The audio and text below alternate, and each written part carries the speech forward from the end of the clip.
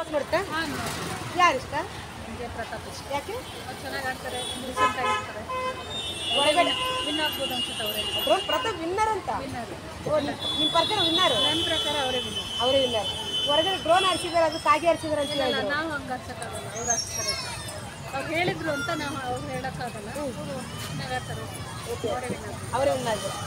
Big boss ಮನೆಯಲ್ಲಿ drone ಆರಿಸೇ ಬಿಟ್ರು, ಹೇಗಂತ ನಿಜ ಅಂತ? ನಿಜ ಅಂದರೆ ಅವರು ಆಡ್ಸಿದ್ದು ಏನು ಗೊತ್ತಿಲ್ಲ ನಮಗೆ ಕರೆಕ್ಟಾಗಿ. ಇದು ಅವರು ಬಿಗ್ ಬಾಸಲ್ಲಿ ಆಡ್ಸಿದ್ರು ಆ ಥರ ನಾವು ಆಡ್ಸೋಕ್ಕಾಗಲ್ಲ. ನಮ್ಮ ಪ್ರಕಾರ ಅವರೇ ವಿನ್ನರ್. ಬಿಗ್ ಬಾಸ್ಗೆ ಬೆಂಕಿ ಇದಾರಲ್ಲ ತನಿಷೆ,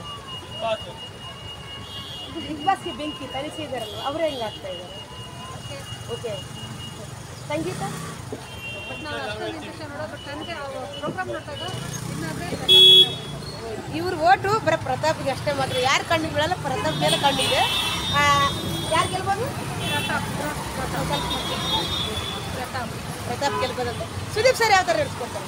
ಅವ್ರದ್ದು ನಾವು ಆ್ಯಕ್ಚುಲಿ ನಾನು ಬಿಗ್ ಬಾಸ್ ಡೈಲಿ ನೋಡಿಲ್ಲ ಅಂದ್ರೂ ವಾರಕ್ಕೊಂದ್ಸಲ ಅವ್ರ ಸ್ಪೀಚ್ಗೋಸ್ಕರನೇ ನೋಡ್ತೀನಿ.